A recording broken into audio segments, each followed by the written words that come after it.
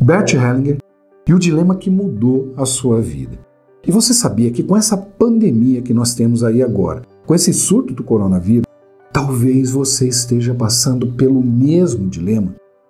E agora imagine o seguinte, se ele, através desse dilema, porque foi através desse dilema que ele conseguiu construir esse universo todo das constelações. Foi através deste grande insight que nós chegamos nas constelações sistêmicas familiares como nós as temos hoje. Se através desse insight ele conseguiu construir tantas coisas, será que a gente não vai conseguir construir também nesse exato momento se a gente vivenciar de fato esse dilema? Se a gente entrar em contato com esse dilema? Porque isso que o alcançou ali naquele momento é algo que nos alcança aqui agora. Está curioso para saber um pouco mais sobre isso que eu estou te falando? Certamente que você já deve conhecer essa história. Se você não conhece, você vai entender agora do que eu estou falando. Toda a trajetória do Bert Hellinger, ela muda a partir de um questionamento que foi feito para ele. Ele foi fazer uma vivência com padres anglicanos e nessa vivência é feito um questionamento. E eu quero citar um pedaço de um livro, esse livro é Um Lugar para os Excluídos. No Lugar para os Excluídos, ele dá continuidade a uma entrevista que ele já havia, algumas perguntas que ele já havia respondido a uma determinada repórter, que é Gabriele Tenhoven. E no Lugar para os Excluídos, ela volta a ter com ele uma série de diálogos e ali ele conta para ela uma passagem. Ele resgata a passagem que fez com que ele começasse a mudar os rumos da sua própria vida e construísse, então, esse caminho. Ele conseguisse construir e pavimentar esse caminho todo das constelações pelo qual hoje todos nós caminhamos de uma forma ou de outra. Ali ele fala daquele exato momento. O que aconteceu naquele exato momento? Um questionamento foi feito para ele. E o questionamento era o seguinte: pessoas ou ideais? O que você sacrifica pelo quê? O que é mais importante para você? As pessoas ou os ideais? Presta atenção. O que é mais importante para esse era o questionamento que estava sendo feito para ele. O que é mais importante para você? As pessoas ou os ideais? O que você sacrifica e pelo que você sacrifica? As pessoas pelos ideais ou os ideais pelas pessoas? E ele diz que nesse exato momento ele é tomado por uma certa indignação. Um sentimento de indignação. Não um sentimento de indignação em relação ao outro, mas de indignação em relação a ele mesmo. Um sentimento que talvez pela primeira vez o alcançasse. E ele percebe o seguinte. Há uma frase dele logo embaixo onde ele coloca esse grande insight. Ele diz o seguinte: então ficou muito claro para mim que eu havia perdido de vista as pessoas. Que eu estava apenas olhando para os meus ideais, pelas minhas crenças, pelos meus valores. Então esse momento que nós enfrentamos agora tem muito a ver com isso. E aí eu quero resgatar uma outra coisa com você. Olha, portanto, é importante que a gente resgate as histórias.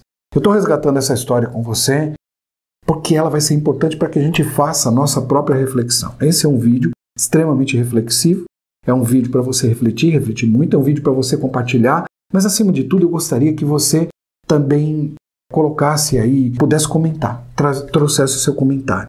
E qual é o tipo de comentário que eu gostaria que você trouxesse? Neste exato momento, como você está, o que você está fazendo, como você está trabalhando, pelo que você está se sacrificando. Você está se sacrificando pelas pessoas ou você está se sacrificando pelos seus ideais? Qual é o sacrifício que você está fazendo agora? Pelo que você sacrifica? Veja que é um dilema que todos nós, de uma certa forma, enfrentamos nesse momento dessa pandemia, no momento que o coronavírus nos pega da forma como pega, como pegou o mundo inteiro. E aí eu quero resgatar uma outra parte da história também, para que a gente possa refletir sobre algo. Final da Primeira Guerra Mundial. Terminava a Primeira Guerra Mundial. Ali cerca de 10 milhões de homens tinham morrido na Primeira Guerra Mundial. Então mais de 10 milhões de vidas haviam sido ceifadas. E quando você pensa num número como esse, é um número muito grande. 10 milhões, muita gente. Muita gente. E quando você pensa também num número como esse, para nós que temos uma visão sistêmica, para nós que olhamos para o sistema, que temos uma visão muito mais ampla, a pergunta que nós fazemos é o seguinte: quanto esse sistema maior, quanto esse metasistema, esse sistema muito mais amplo que nós pertencemos, nós fazemos parte desse sistema, quanto esse sistema, de alguma forma, ele foi impactado. Então ele sofre um impacto e sofre consequências enormes a partir dali. Consequências que talvez a gente venha carregando desde lá. Então, só de pensar na guerra. Então vamos pensar no primeiro momento na Primeira Guerra Mundial. Mas olha o que acontece logo após o término da Primeira Guerra Mundial. Logo após o término da Primeira Guerra Mundial, e agora não se tem certeza de onde isso nasceu, existe inclusive uma suspeita de que tenha nascido na China, um vírus se propaga no mundo. E ele explode, esse vírus explode ali em Madrid, em 1918 aproximadamente. Então nós estamos falando da gripe espanhola. Gripe espanhola, que o epicentro de todas as coisas foi Madrid. Então, em Madrid, que começaram a prestar atenção naquele vírus, porque ali a coisa eclodiu da forma como eclodiu, com muitas mortes ali.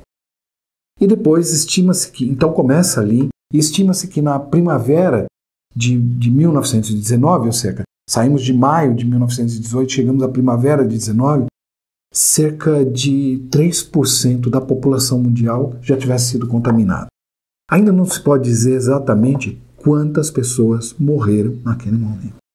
Estima-se algo em torno de entre 40 e 100 milhões. Não dá para dizer ainda quantos milhões de pessoas morreram a partir dali. Mas nesse instante, quando a gente olha para esse movimento, a pergunta que a gente faz é a seguinte: o que precisávamos olhar? O que nós precisávamos enxergar naquele momento? Porque o mundo precisava passar por isso. Porque nós precisávamos passar por algo assim. As constelações e a abordagem sistêmica, elas nos oferecem algo interessantíssimo. Existem inúmeras síndromes que eu já destaquei aqui dentro do meu canal. Uma delas é a síndrome de aniversário. Tem um vídeo aí, se você quiser, depois você pode ver a síndrome de aniversário. Mas eu só quero resgatar com você algo. Pouco mais de 100 anos isso aconteceu.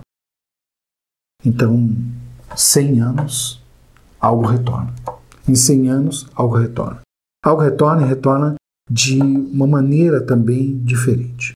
Especialistas, de uma forma geral, todos os especialistas, historiadores, de uma forma geral, eles concordam que a gripe espanhola acabou deixando poucas marcas na consciência das pessoas. Ou seja, as pessoas talvez não tenham se dado consciência, não tenham se dado conta do impacto que foi a gripe espanhola. Aqui em São Paulo, ela foi destruidora. Aqui no Brasil, ela foi destruidora. E sabe o que é mais interessante? Muito daquilo que foi dito para a população, muito dos avisos, dos cuidados, de todos aqueles procedimentos, esses procedimentos que nós temos recebido, como lavar as mãos, como se manter em casa, como todos esses procedimentos, eles foram já utilizados lá atrás. E isso nos demonstra que a história está se repetindo, porém com alguns detalhes, e que talvez sejam para esses detalhes que a gente deva olhar, que a gente deva entender sistemicamente como a gente pode se posicionar, o que é que a gente pode fazer a partir daí. Isso também nos leva em direção ao tema desse vídeo. Qual é o dilema que a gente está enfrentando hoje? Ou como é que nós podemos olhar para essa história, ou como é que nós podemos nos posicionar em relação a toda essa história. Mas ali, então, naquele instante, ficaram poucas marcas, essas marcas emocionais, ou parece que a guerra, de alguma maneira, encobriu os horrores da guerra, de alguma forma. Os especialistas comentam muito sobre isso. Parece que os horrores da guerra, de alguma forma, encobriram um pouco de toda essa dor ou de todo esse impacto que a gripe espanhola causou. Porque vinha-se de uma guerra, já tinha saído de uma guerra, tinha saído da Primeira Guerra Mundial, o mundo ainda estava se recuperando daquela Primeira Guerra Mundial, talvez não tenham nem notado o quanto foi devastador esse vírus. O quanto esse vírus foi devastador. Um vírus que nasce ali de um desequilíbrio natural. Um sistema que se desequilibra. Esse sistema se desequilibra logo após esse movimento de guerra, logo após essa quantidade de mortes enormes, logo após esse momento em que as pessoas não olhavam efetivamente para elas. Na verdade, elas olhavam apenas e tão somente para seus ideais, para suas crenças e para os seus valores. Porque as guerras nascem exatamente a partir daí. A grande discussão é sempre quem está certo. Discutindo-se sempre o ato em si e não o fato. Uma das coisas que a constelação nos traz, e que talvez seja mais bonito dentro da constelação, é que a constelação, ela olha normalmente, constelação, abordagem sistêmica de uma forma geral, ela olha para o fato em si. O ato é discutível, mas ela olha para o fato. E as grandes discussões, os grandes desequilíbrios, eles se dão no momento que você fica discutindo o ato em si e não o fato. Ou seja, não é o impacto, é a consequência que está sendo colocada ali, mas o que está sendo colocado ali é quem está certo. Se eu estou certo, se você está certo. Quem está certo, quem está errado. O que é belo, o que é feio, o que é certo, o que é errado, o que é bom, o que é mal. Então há uma discussão muito mais moral que leva o homem à guerra e nós, de alguma forma, hoje vivemos uma guerra velada também. Uma guerra onde o poderio se mostra de uma outra forma. Mas vivemos também um momento onde não se olha, as pessoas não se veem, as pessoas não se enxergam. Onde alguns elementos foram sendo excluídos dentro do processo. Alguns elementos foram sendo deixados de lado dentro do processo. E a gente já sabe que quando alguém é excluído dentro do processo vai trazer impacto, vai trazer consequência. A gente já sabe também que a ordem e hierarquia, se ela não for mantida, isso vai trazer impacto e vai trazer consequência. Vai trazer um desequilíbrio. Tem um detalhe lá na gripe espanhola para o qual a gente deve olhar. A gripe espanhola, o que ela fazia? Quais foram os grandes vetores? Talvez assim, os maiores vetores naquele momento e os que foram mais sacrificados naquele instante. As crianças eram grandes vetores. Se você procurar histórias, você vai ver que as crianças e os jovens, então morreram muitas crianças e morreram muitos jovens. E nós perdemos grandes referências também com essa pandemia que foi a gripe espanhola. Da mesma maneira, nós perderemos grandes referências com essa pandemia do coronavírus. Então existem elementos que são muito semelhantes dentro dessa história e algumas pequenas diferenças para as quais a gente teoricamente deveria olhar. Teoricamente a gente deveria entender o que a gente está buscando, o que nós estamos defendendo nesse exato instante, o que a gente vem querendo defender.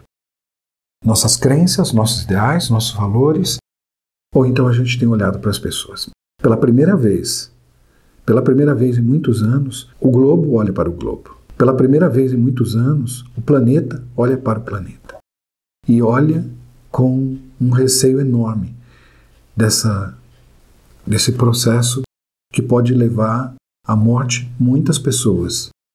Então hoje nós, de alguma forma, nós olhamos para as outras nações e as nações olham para nós. De alguma maneira, as nações se enxergam. E o que é mais importante e interessante aqui também, nós, de alguma forma, carregamos aqui nesta nossa nação elementos do mundo inteiro. Nós temos entre nossos ancestrais elementos do mundo inteiro. Portanto, nós estamos sofrendo na carne com a morte de todas essas pessoas.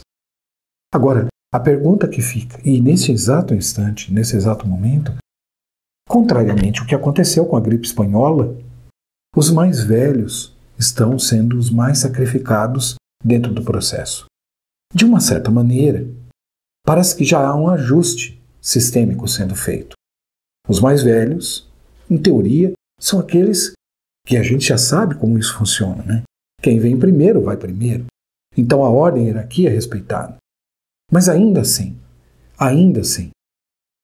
o que nós precisamos enxergar com isso? Como é que nós podemos olhar para isso? E este é um instante e é um momento em que nós olhamos para o nosso próprio movimento e a responsabilidade que temos. Então, quantas pessoas, neste exato instante, elas não estão olhando para as pessoas, mas elas estão olhando para os seus ideais, para as suas crenças e valores. E eu sempre me ponho a refletir sobre como nós podemos utilizar isso para o nosso próprio crescimento, para a nossa evolução. Para o nosso crescimento pessoal, para a nossa evolução pessoal. Por isso que eu disse a você, compartilhe esse vídeo, manda para as pessoas, deixe o seu comentário. Veja, reflita um pouco sobre isso e comente aí embaixo. Comente, mas crie um post, mande isso para as pessoas, entra nas suas redes sociais, coloca da sua forma, coloca da sua maneira, começa a colocar essa visão sistêmica para as pessoas. Eu nesse momento estou fazendo um apelo, eu faço um apelo a todos aqueles que me acompanham nos vídeos aqui, para que você possa expandir, ajudar as pessoas a expandirem essa visão.